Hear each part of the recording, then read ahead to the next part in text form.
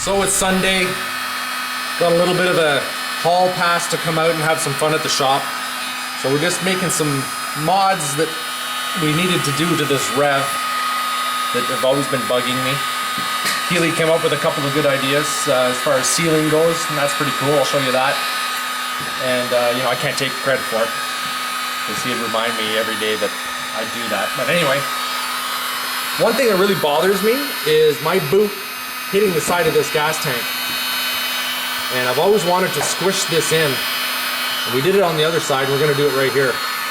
We just wrap this strap around this tank, and we just use a piece of metal. We're more or less just gonna tighten it, it's gonna squish it in. Now, people were worried that you're gonna lose capacity of your fuel tank, but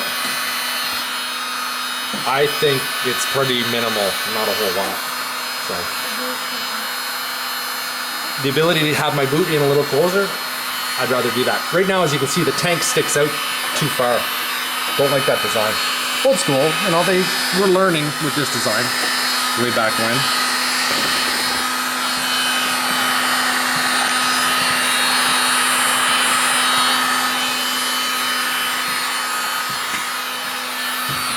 All right, let's try that. You don't have to work that fast because of this plastic. I just need a little more slack. Oh, okay, that's good actually. You pull that in there, Jim.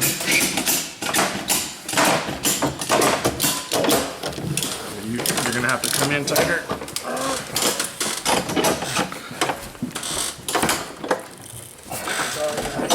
Actually, you know what? If you loosen it off again, I'll put this, and then we'll have that much more. But you can see how it's coming in already.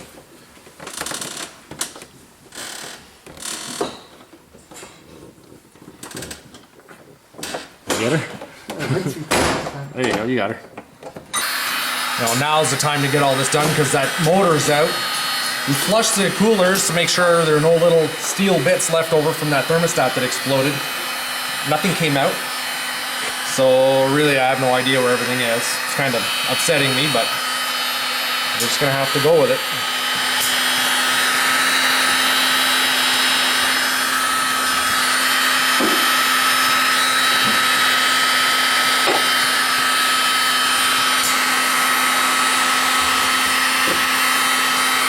Cranker.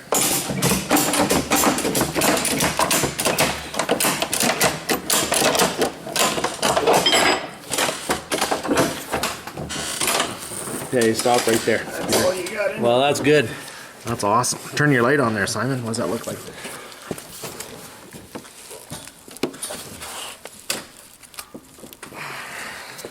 That's gonna do it.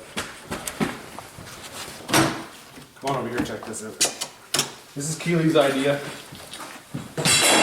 Got some old weather stripping off his van outside. Sealed up this hood really well. Then I grabbed these off the IQR. Had some extra ones. And popped those in. Works pretty good. Yeah. Because you get a lot of snow in these things. And the clutches start to slip. And with that belt drive, you see it in there. It's not a good thing, so. Getting a lot of snow in there and the deep powder, we're having a lot of fun. And the snow inside your snowmobile is not good. So went around, sealed up all the little cracks, everything that we could find in there. You see what I did there? Still got a big gap in here. Yeah, I left it. I figure water's got to get out somewhere. Yeah, it doesn't build there though. That's in the. That's how I think my steering got all froze up. I got so much snow in there. I guess a lot of water and snow went in there, got inside his boots, froze up, and then when he turned, both boots popped off on both sides. Yeah, I couldn't steer. It was frozen. I think all the heat, the amount of snow I was getting in there, land on the exhaust, it would melt, go down the bottom, and freeze in the steering. Yeah. I don't know.